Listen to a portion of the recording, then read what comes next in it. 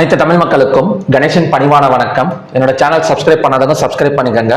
என்னோட ஒரிஜினல் டெலிகிராமோட லிங்க்கும் அதே மாதிரி பார்த்தீங்கன்னா என்னோட ஒரிஜினல் இன்ஸ்டா பேஜ் லிங்க்கும் வீடியோ டிஸ்கிரிப்ஷனில் கொடுத்துருக்கேன். ஸோ ஜாயின் பண்ணாதவங்க ஜாயின் பண்ணிக்கோங்க. என்னோட ஃப்ரீயாக டிமேட் அக்கௌண்ட் வேணும் அப்படின்னு நினச்சிங்கன்னா அதோட லிங்க்குமே கொடுத்துருங்க. ஸோ ஜாயின் பண்ணாதவங்க ஜாயின் பண்ணிக்கோங்க. ஸோ வாங்க ஃப்ரெண்ட்ஸ், மார்க்கெட் பற்றி டிஸ்கஸ் பண்ணலாம்.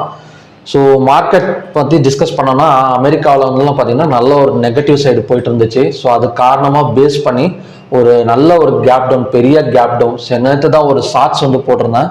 ஸோ பங்குச்சந்தை இந்த எஃப்ஐஎஸ் பார்த்தீங்கன்னா தொடர்ந்து செல்லிங் பண்ணிட்டு இருக்காங்க. அதனால பார்த்தீங்கன்னா ஒரு 2 இல்லை 3% இறங்கிறதுக்கான ஒரு பாசிபிலிட்டி இருக்கு. அதுக்கு மேலே பை எடுத்துருவாங்க அப்படின்னு சொல்லியிருந்தேன். ஸோ இதை நான் நேற்று தான் போட்டிருந்தேன் ஷார்ட்ஸா. ஸோ இது பார்த்தீங்கன்னா கிட்டத்தட்ட ஒரு என்ன சொல்றதுன்னா ஒரு வாரம் இல்லை 4 நாள் அந்த மாதிரி நடக்கும்னு பார்த்தேன். இன்னைக்கே மண்டேவே பார்த்தீங்கன்னா ஒரு கேப் டவுன் நடந்து ஸோ கிட்டத்தட்ட சொன்ன மாதிரியே ஒரு 2லேருந்து 3% வரைக்கும் எல்லா ஸ்டாக்ஸுமே இண்டெக்ஸ் எல்லாமே பார்த்தீங்கன்னா இறங்கியிருக்கு.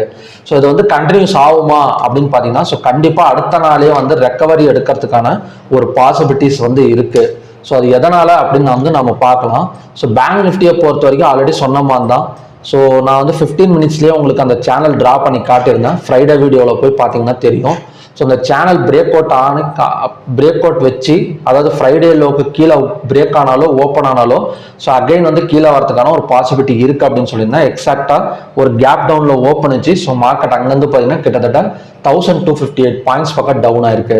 ஸோ நிஃப்டி 50 எல்லாமே பார்த்தீங்கன்னா ஒரு gap down and continues selling எல்லாமே, எதுவுமே பார்த்தீங்கன்னா ஒரு ரெக்கவரி எடுக்கலை. ஸோ சென்செக்ஸ் கிட்டத்தட்ட வெள்ளிக்கிழமை ஒரு கேப் டவுன் எடுத்துருந்துச்சு. ஸோ அகைன் பார்த்தீங்கன்னா ஒரு big gap down and again continues selling. அதே தான் எல்லா ஸ்டாக்ஸ்லையுமே சரி. ஸோ இன்னைக்கு போய் நீங்கள் எல்லா ஸ்டாக்ஸ்லையும் பார்த்தாலும் எல்லாமே பார்த்தீங்கன்னா ஒரு ரெட் கலர் தான். ஸோ மற்றபடி கோல்டு ஆகட்டும், சில்வர் ஆகட்டும், எல்லாமே தொடர்ந்து செல்லிங் ப்ரெஷரில் தான் இருக்கு. ஸோ இது ஒரு நல்ல வாய்ப்பு தான். கோல்டு சில்வருக்கெல்லாம் பார்த்தீங்கன்னா கொஞ்சம் இறங்க நாம ஆவரேஜாக பை பண்ணிட்டே போகலாம். இந்த நல்ல வாய்ப்பை மிஸ் பண்ணிடாதீங்க. ஏன்னா கோல்டுலேயும் சில்வர்லேயும் சரி ஸோ தொடர்ந்து போயிட்டு நம்ம ஒரேடியாக முதலீடு பண்ணிடக்கூடாது. ஸோ ஆவரேஜாக போயிட்டு மந்த்லி ஆவரேஜாக இப்போ ஒரு 2000 மாதம் கோல்டு பீஸ்லையோ சில்வர் பீஸ்லையோ நம்ம 2000 போட்டுட்டே வரோம்னு வச்சுக்கோங்களேன். இந்த மாதிரி கம்மியாக இருக்கிறப்ப ஒரு 1000 ரூபாய் 2000 ரூபாய் சேர்த்து நம்ம போடலாம், தப்பு கிடையாது. ஏன்னா இறங்குறதுங்கிறது ஒரு நல்ல வாய்ப்பு தான். So okay friends, so open interest பார்க்கலாம். ஸோ ஓப்பன் இன்ட்ரெஸ்ட் சொல்ல தேவையில்லை, நம்மளுக்கே தெரியும்.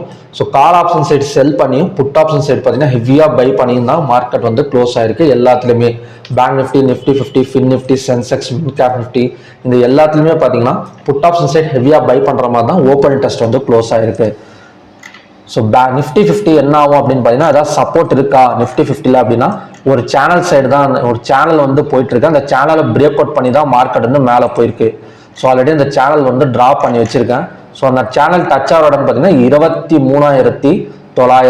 ஸோ 23,000 இன்னைக்கு லோ பார்த்தீங்கன்னா ஸோ 23,893. ஸோ அதுக்கு கீழே பார்த்தீங்கன்னா 23,800 இல்லை 830 அந்த சேனல் டச் பண்ணிட்டு அந்த சேனலோட ரெசிஸ்டன்ஸ் ரேஞ்சை டச் பண்ணிட்டு ரெக்கவரி ஆகிறதுக்கான ஒரு பாசிபிலிட்டி நிஃப்டி 50ல இருக்கு. ஸோ ஃபின் நிஃப்டியை பொறுத்த வரைக்கும் ஃபுல்லாக டவுன்லாம் கிடையாது. இன்னைக்கு ஒரு கேப் டவுன்ல ஓப்பன் ஆனாலும் கொஞ்சம் செல்லிங் தான்.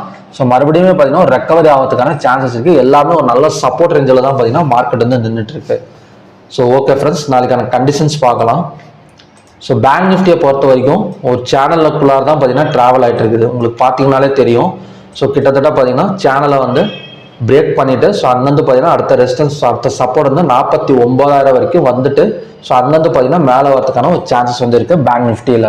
ஸோ அது மட்டும் இல்லாமல் எல்லா ஸ்டாக்ஸுமே சரி நம்ம கவனிக்க வேண்டியது என்னன்னா, ஸோ உங்களுக்கு அதாவது எலெக்ஷன் அன்னைக்கு ஜூன் 4 அன்னைக்கு ஒரு லோ எடுத்துச்சு இல்லை, அதாவது பார்த்தீங்கன்னா நல்ல பெரிய ஃபால் எடுத்தது. ஸோ அந்த ஃபாலோட சப்போர்ட் ரேஞ்சில் தான் பார்த்தீங்கன்னா எல்லா ஸ்டாக்ஸுமே ஸ்டாண்ட் பையில் இருக்கு. ஸோ உங்களுக்கு இதில் காட்டுறேன், பிஎன்பியாக இருக்கட்டும், ஸோ பேங்கிங் ஸ்டாக்ஸ் உங்களுக்கு பார்த்தீங்கன்னா தெரியும் அந்த ஜூன் 4 சப்போர்ட் ரேஞ்ச் வரைக்கும் வந்திருக்கு.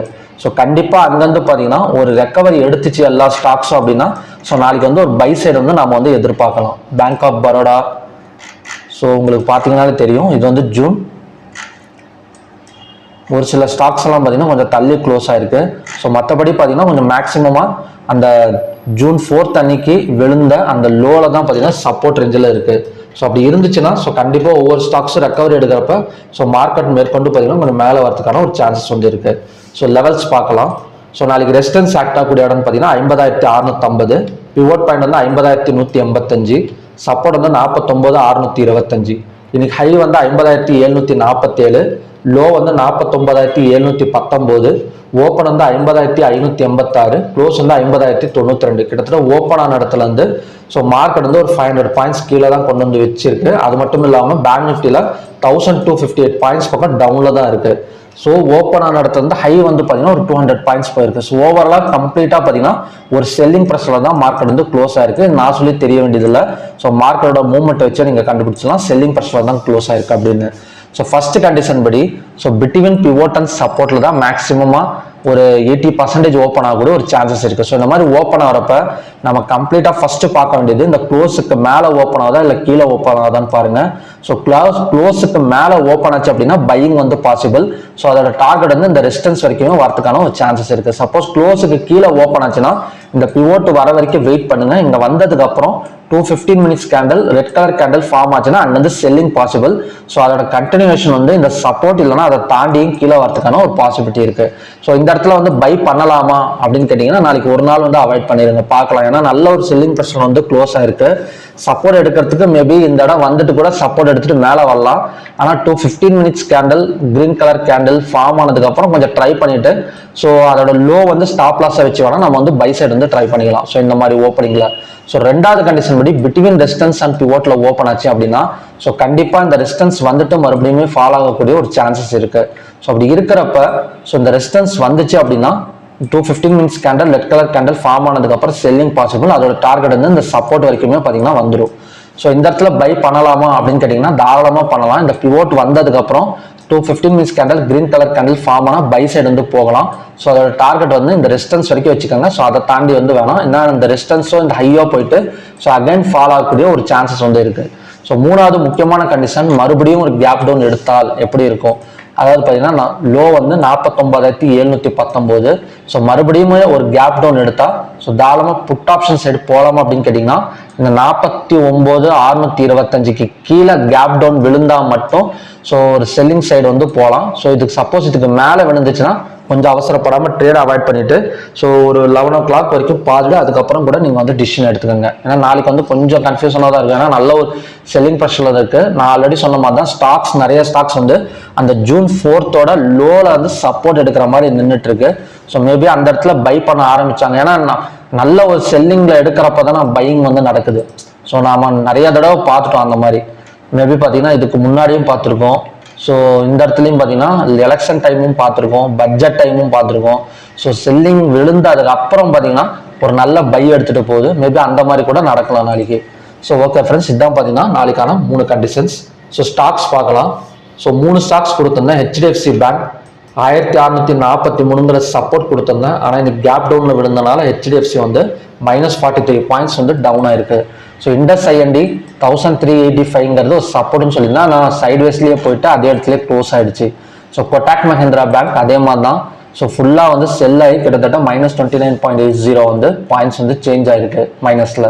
ஸோ அடுத்தது நாளைக்கு வந்து என்ன மாதிரி ஸ்டாக்ஸ் வந்து நாம வந்து போர்ட்ஃபோலியோவில் வச்சு சப்போர்ட் அண்ட் ரெசிஸ்டன்ஸ் பார்க்க போகிறோம் அப்படின்னா ஃபர்ஸ்ட் வந்து PNB bank. So PNB bank நான் ஆல்ரெடி சொன்ன மாதிரி தான் June 4th நல்ல ஒரு சப்போர்ட் ரேஞ்சில் தான் வரப்போகுது. 113.80 நல்ல ஒரு சப்போர்ட் ரேஞ்ச். ஸோ அங்கேருந்து பை எடுத்துச்சு அப்படின்னா 116, 117 வரைக்குமே வரதுக்கான ஒரு சான்சஸ் வந்து இருக்கு PNB பேங்க்ல. ஸோ அடுத்தது பார்த்தீங்கன்னா